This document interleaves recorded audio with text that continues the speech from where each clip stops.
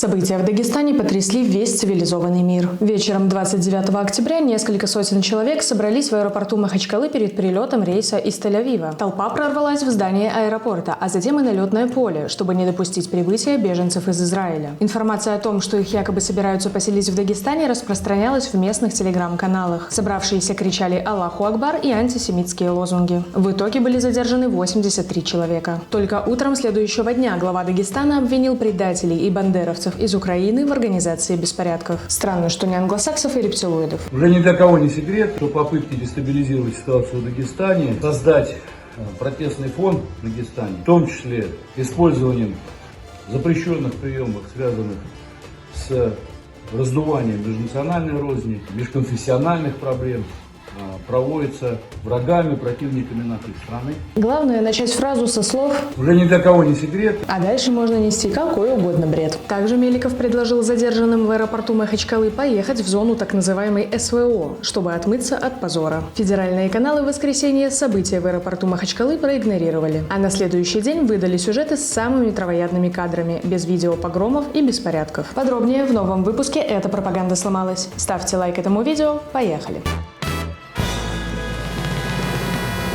На Первом канале сюжет о Дагестане появился только днем в понедельник. В сюжете собравшиеся возле аэропорта просто стоят у входа. Видео похоже на обычный час пик в транспорте, а не на погром, пишут The Moscow Times. В сюжете «Россия-1» глава Дагестана озабоченно разгуливает по пустому зданию аэропорта в сопровождении мужчин в штатском. Белорусские пропагандисты не отстали от коллег и обвинили Украину в случившемся. Взлетная полоса и здание воздушной гавани Махачкалы были захвачены толпой, которая, подстрекаемая телеграм-каналами, которые контролируют украинские спецслужбы, занималась поисками евреев. Это ж как легко народом России управлять, оказывается. Пару провокаций в Телеграме, и люди готовы громить аэропорт своего города. И самое важное – ненавидеть другую национальность. Особенно отличилось прокремлевское агентство ТАСС, которое написало, что собравшиеся в аэропорту выступают против палестино-израильского конфликта. Пропагандисты, по сути, назвали еврейский погром антивоенной акцией.